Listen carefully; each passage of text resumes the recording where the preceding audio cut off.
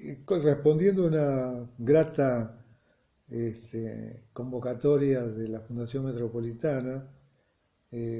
tratando el tema de la metrópolis y el coronavirus, el COVID-19 que nos está afectando y que estamos transitando en este momento. Una de las primeras reflexiones que se me ocurre es que eh, frente a esta tragedia que se nos plantea, digamos, ha habido una reacción importante para el enfrentamiento de ella en el área metropolitana de Buenos Aires, que ha sido una coordinación de hecho de una eficacia, me parece, sin precedentes en cuanto a formas de actuación conjunta, más allá de los colores políticos, de ciertas rivalidades, competencias entre jurisdicciones, tanto desde el nivel nacional hasta atravesando el nivel subnacional hasta los niveles municipales. Tenemos que pensar de que esta fortaleza que ha mostrado el área metropolitana tendría que mantenerse en el post-COVID, porque estas pandemias se anuncian como realmente más recurrentes en el futuro, con lo cual, analizado desde el punto de vista del riesgo, tenemos que pensar que existe posibilidades de avances enormes por el avance tecnológico y la investigación científica de actuar sobre esas amenazas, pero de todas maneras, un componente muy importante del riesgo es la vulnerabilidad. Y sobre eso nosotros, en el área metropolitana de Buenos Aires, sabemos bastante, tanto a nivel territorial como segmentados socialmente, digamos, encontramos fuertes vulnerabilidades y deberíamos trabajar sobre eso en el futuro, como decimos, propiciando alguna estructura interjurisdiccional, interinstitucional que mantenga en el tiempo, que preserve esta coordinación que se ha dado ahora bajo la urgencia. Además, digamos, continuando con esta idea, y desde el punto de vista sobre todo territorial, vemos que en esta contingencia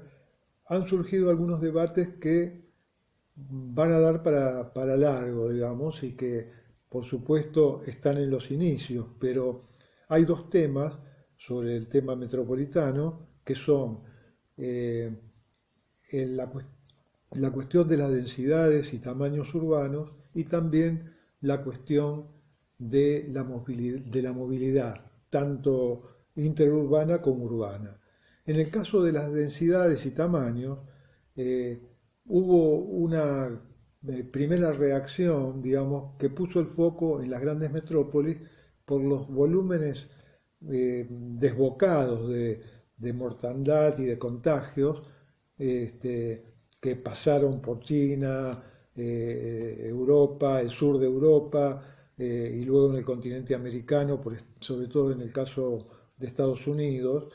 que muestran cifras apabullantes, digamos, de avance y transmisión de la pandemia. Eh, Eso fue un primer impacto, digamos, pero que puso en crisis la cuestión esta primera del tamaño y las densidades. Pero, sin embargo, estudios más recientes, en el caso de China, que ya pasó por todas las etapas, han mostrado, analizando todas las ciudades pequeñas, intermedias y grandes, que si analizamos no los volúmenes brutos, sino el promedio por millón de habitantes afectados y los decesos, se concentra más, las cifras mayores se concentran más en las pequeñas y medianas aglomeraciones que en las grandes. Con lo cual da por tierra con esa primera impresión que hubo de la cuestión de la fragilidad frente a esta cuestión de las grandes ciudades. Pero, por otra parte, pensemos en la otra hipótesis, pensemos en adoptar un camino a la expansión urbana y las consecuencias medioambientales que esto traería, con lo cual agravaríamos la cuestión de la fragilidad de las pandemias. Tomemos la afectación del recurso suelo, de tierras productivas, tomemos el caso del sistema hídrico, de los humedales, el tema de la polución del aire, que con la expansión fuerte de las áreas urbanas generaría una movilidad forzada y sobre todo propiciaría el uso del medio automotor individual que agrava esta contaminación del aire. Y, bueno, sería, digamos, como lo contrario de lo que todos los estudios vienen aconsejando fuertemente en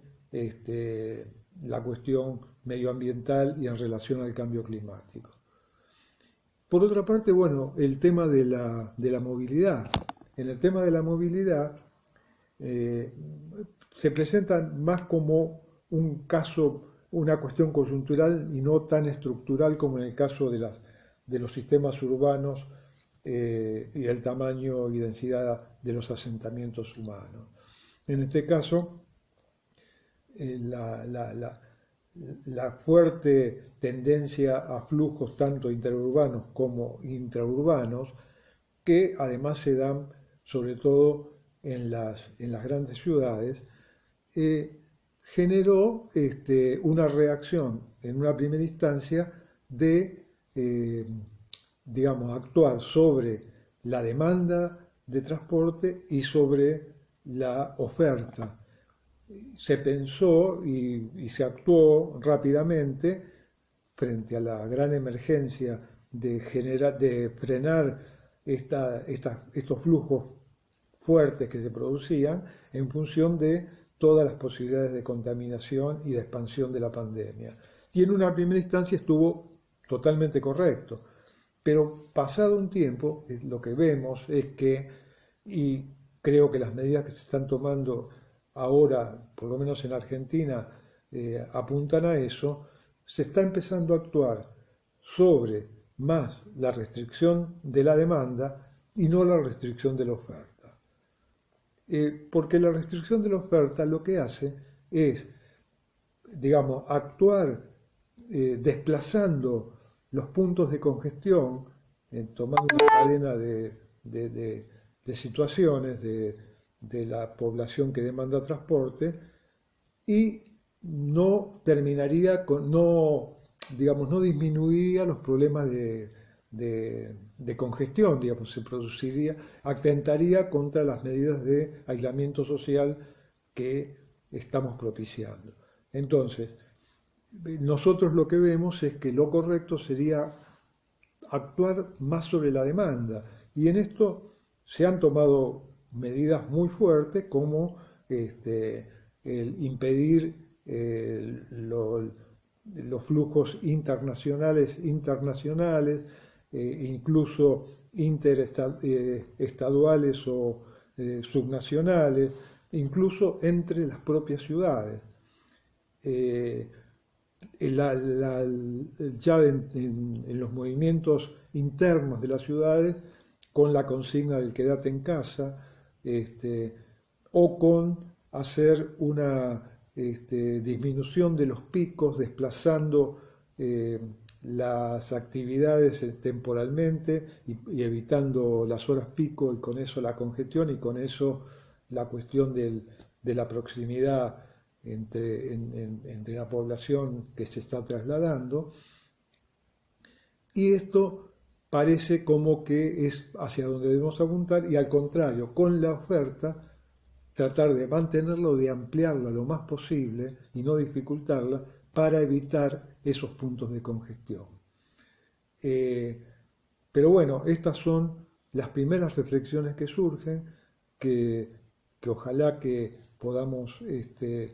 superar esta cuestión rápidamente en función de avances en términos de tratamientos coyunturales de la enfermedad y más a largo plazo tener una vacuna que permita su prevención y control. Y bien, estas serían las reflexiones, haciendo hincapié fundamentalmente en mantener el tema de la coordinación interjurisdiccional e internacional con una propuesta de mantener esta coordinación en el futuro a través de acuerdos interjurisdiccionales permanentes. Muchas gracias.